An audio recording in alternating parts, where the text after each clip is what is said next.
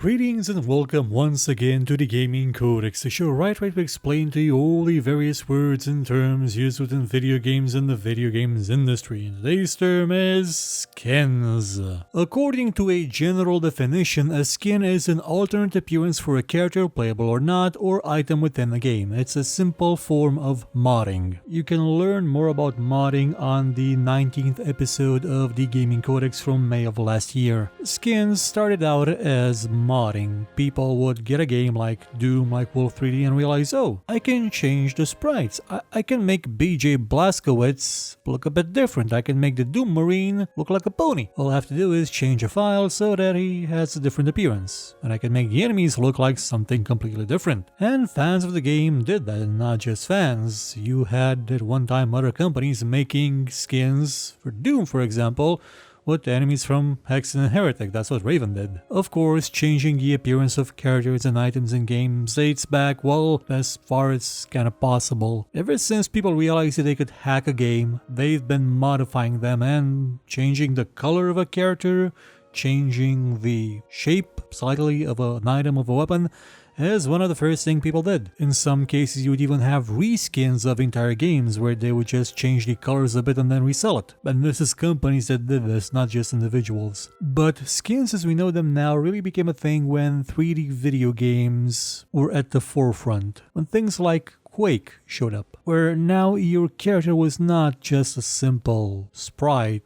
he had a 3D model, and that 3D model could be skinned with a lot of different textures. You could alter them, you could make them look exactly how you'd want them to look, in the confines of the model, of course. And people did so. They did so extensively, and it's been a tradition that skins would be a thing in video games ever since. Even some developers would put alternate skins, sometimes ridiculous ones, in their games for their characters. If I remember right, I think Jill Valentine had a Lara Croft costume in one of the old Resident Evil games, I think the third one. And Lara Croft herself, for example, was a very, very prominent character for which there were a lot of skins. If you know what I mean. The developers put a lot of different ways in which the character could look like, and you can unlock the skins and make her have different appearances.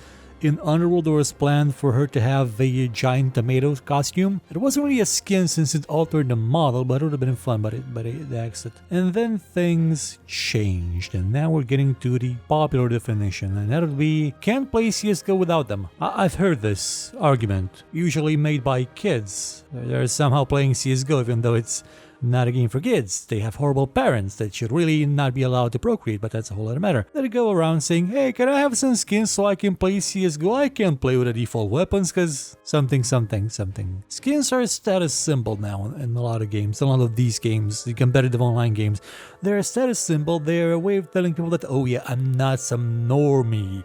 I'm elite. I'm spatial. I'm unsupervised, I guess. And these skins are different than what we had back in the day, because these skins you cannot use how you would wish in the game. They're part of an economy. They're part of a skin economy, one that Valve created for its games that has, well, ruined Team Fortress 2 in my opinion. Well, a lot of things ruined Team Fortress 2, but skins were a part of it. But to be fair, it's not skins that actually did ruin Team Fortress 2. Team Fortress 2 technically never had skins. It had hats, and hats are a cosmetic which is different from a skin because it alters the model, and it is a different model entirely. You don't just slap it onto the character and it's basically the same but with a slight change. No, it's a completely separate entity, so I'm gonna do a show about those some other time, unless I already made one and I forgot about it. People will pay a lot of money for skins. I, as an individual that's been around games for a while, can't really tell you why people would pay so much money for skins. Unless, yeah, it's the default idea that you can't actually implement the skins by yourself in the game anymore. You are not allowed. Back in the day, you could mod Counter-Strike however you want. You could have the cast of the Matrix as playable models in the game.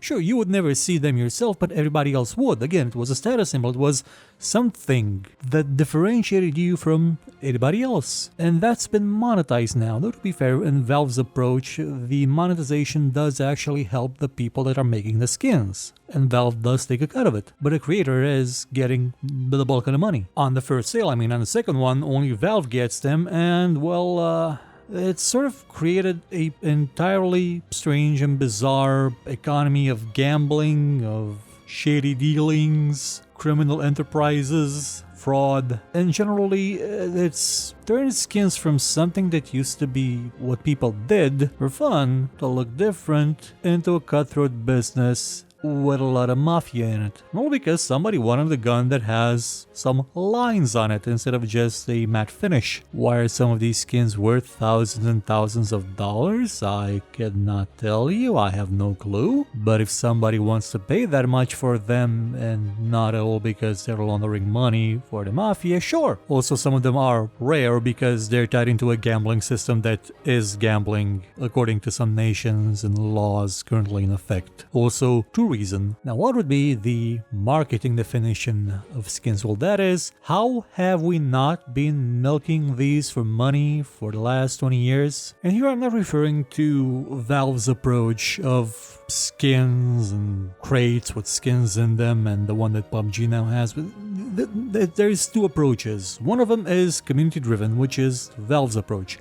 PUBG's approach, that's not community driven, that they make those skins. The company profits, not necessarily the people that actually drew the textures, but the company, the big one.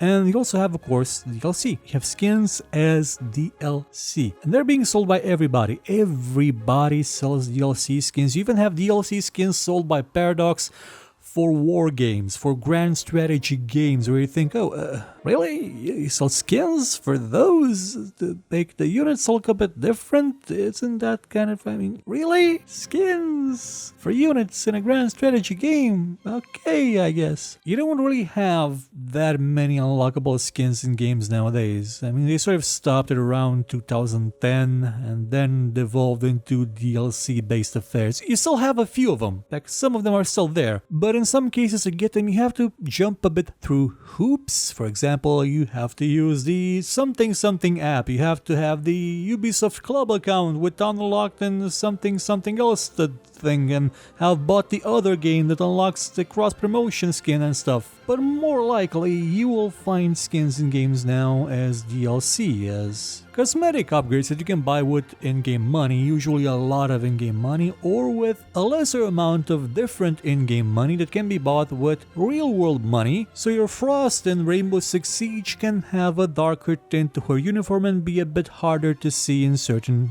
areas of the maps. Or, as some people bought a Sam Fisher-like glowing green mask that can be so easily seen in the dark that you may as well not wear it because you will lose so many times by headshots because people just can see you from absolutely everywhere now. Of course, people still make skins for free. People will still try and modify a model and add a different kind of texture to it, tweak something a bit, improve them, or just make their own creation and occasionally share them with others so they will see what they made and say, hey, you know what, that's kind of cool. In some games, especially multiplayer ones, that is now completely illegal and you will be banned if you use those mods, those skins, but people still do it because, you know, that's how it started. Before it was either a cash cow for companies or a means to launder money for the mafia. So closes this edition of the Gaming Codex. I'm back next time and we will talk about a brand new subject. Goodbye.